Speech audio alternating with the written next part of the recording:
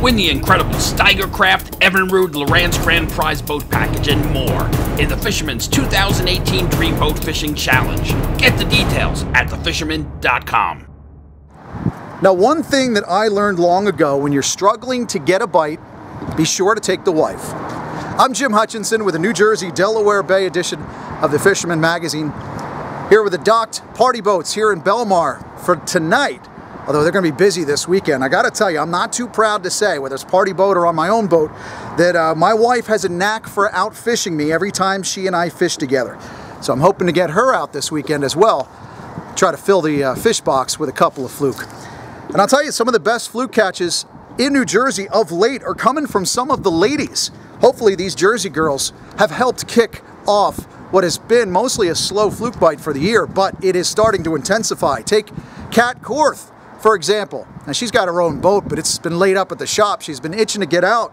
She got herself out on the Dorothy B for a few fluke lately, so that North Jersey bite is beginning to pick up. Now, sometimes it feels as though spring is not ever going to arrive. It's going to bypass summer, and maybe we'll get summer by fall. A lot of folks are wearing a lot of heavy clothing and the Grundens to keep dry, keep warm. In fact, checking in with Rob Matthews here at Fisherman's Den here in Belmar, he said the weather seems to be the only thing keeping people from really catching fish. He does say, quote, "Fluke in our rivers is steady with many keepers," right here in Shark River, so that's good to hear.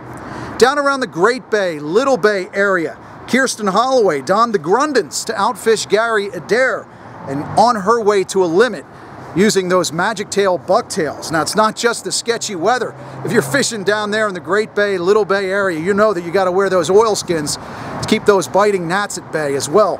Of course, anytime soon we're going to have some of those greenheads show up as well. David Absecon Bay, he had a pair of anglers in the other day who had fish up to 8.5 pounds, an 8.5 pound fluke, new moon, evening tide. And Dave tells me those fluke are definitely on the move through Absecon Bay, and a couple of spots there along the channels in the back. Now, while bay fishing is improving, spots in Cape May County like Rainbow Channel and Summers Point down behind Sea Isle and Cape May, the doormat honors right now are middle of the state. They go to the Manasquan River. That's where Julia Stavolo, she hit this 10-pound, 12-ounce fluke on the hat trick using a killie in the Manasquan River last week. That fish was weighed in at Hook House Bait and Tackle. So those 10-pound trophies are definitely out there. You got to work for them. Now, down in South Jersey, in addition to those flatties, the weakfish bite is also intensifying along the sod banks, the sedge channels. I wouldn't be surprised if folks are keeping their mouths shut fishing some of those wildwood, Cape May County jetties. Now, Violet at Chestnut Neck said you can't go wrong with a little shedder crab. Great for tipping bucktails for those weak fish, whether you're casting along the sod banks and back along the marshes or on your boat drifting across the channels. Farther down into Delaware Bay, boats out of Lewis, Fortescue, and Cape May, of course, have enjoyed a terrific black drum run this spring. The bite is starting to slow down. I am hearing some of the boats are now turning attention elsewhere. I know Cape Queen had the leader family out for drum to 45 pounds before the weekend. Of course, it is mostly a pick now as those drums start to move on. So a lot of the Cape May fleet is starting to move towards fluke and also black sea bass. Again, drum are always a mystery. They leave Delaware Bay, they leave Great Bay, and they pop up sometimes in the strangest places. This 64-pounder, for example, took a killie and squid combo in 6 feet of water off Union Beach on the Raritan. That was for Richard and Tanner Jagursky, and they were weighing that fish in at Upfront Bait and Tackle. Surprise while fluking, 64-pound drum. Of course, there are plenty of surprises every time you wet a line. Never know what's going to happen. Like Gary here was throwing what looks to be a bucktail and gulp combo in the Surf City Suds just the other day, and weighed in this sheep's head that he checked in with the folks at Creekside Bait and Tackle over in Waretown, who also tell me a lot of folks working the bay right now are catching the slams with the weakfish, bluefish, and fluke. Of course, there's some short stripers too along the jetty as well, and we are waiting to find out if there's some more big catches along the front beaches. There was another blast of big fish, I think, right before the weekend, still moving north heading into the weekend, this past weekend, Anthony Alloy of New York, he had a 38-pounder fishing at night, mid-island, checked in with the folks at Fisherman's headquarters. Now, hopefully that bodes well for folks fishing from Seaside to Sandy Hook in the weekend ahead, whether you're trolling the spoons or the mojos or the stretches and the X-straps. Of course, you can also chase down some of those bunker schools. The bite seems to be slowing down a little bit, but it's definitely worth a shot getting out there and looking for them. Of course, the big reminder that I should tell you about is you got to get on those black sea bass now before New Jersey's limit drops to just a couple of fish. In July, my friend Roger Muller gave me that reminder. He had a nice humpback that he weighed in recently. A lot of these boats, they're sailing for stripers and blues, but a lot of them are doing sea bass, and they'll be doing that until June 22nd. That's when that 10-fish bag limit goes away for the summer. So definitely get down here and get on one of the party boats out of Atlantic Highlands, Shark River here in Belmar, down to Manasquan, Barnegat, and all those ports down in Cape May County as well.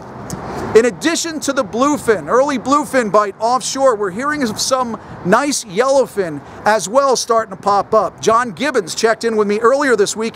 He said his crew scored big time just the other day heading offshore. In our offshore report from Tom Pagliaroli has returned this week. He recommended Spencer and Lindenthal as possibilities for looking for some of those yellowfin with the folks that he checked in with over the weekend. Of course, June is also Shark Month at the Jersey Shore. We had the South Jersey Shark Tournament last weekend. This weekend is a busy one. You've got June 14th to 16th, the 17th Annual B2B Mako Rodeo. That's presented by the Brett T. Bailey Foundation at a Hoffman's in Brielle. If you want to find out information about that shark tournament, go to b2bmakorodeo.com. Of course, you've got the Forked River Tuna Club. They're holding their shark tournament June 16th and 17th, mostly out of Barnegat Inlet, but that'll attract some of the other boats to the north as well. Check out forkedrivertunaclub.com. And of course, one of the biggies, 10-day format this year, June 16th through the 24th. It's the 40th Annual Mako Fever, presented by Jersey Coast Shark Anglers. Their new 10-day format should be a big one for the next 10 days. You can get details on that one at jcsa.org. Now find out more about the tournaments, especially those shark tournaments, in the June edition that was out 2 weeks ago. Of course, this week's edition is out with our calendar of events as well. You can see that giant shark from Captain Dave Bender last year. That's on the cover, trying to get your juices running a little bit.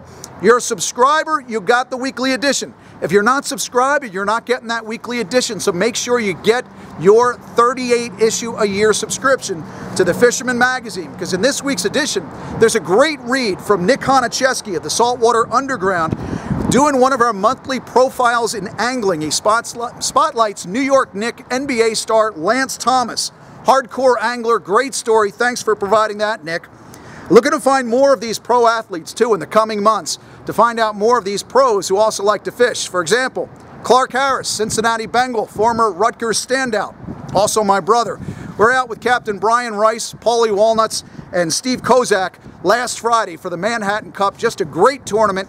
You got to mark that on your bucket list to fish that tournament in the coming years. And of course, how about this guy? Look who stopped by to check out bass angler Frank Rosinski. Last week, Frank was fishing, caught a nice largemouth, a car pulls over.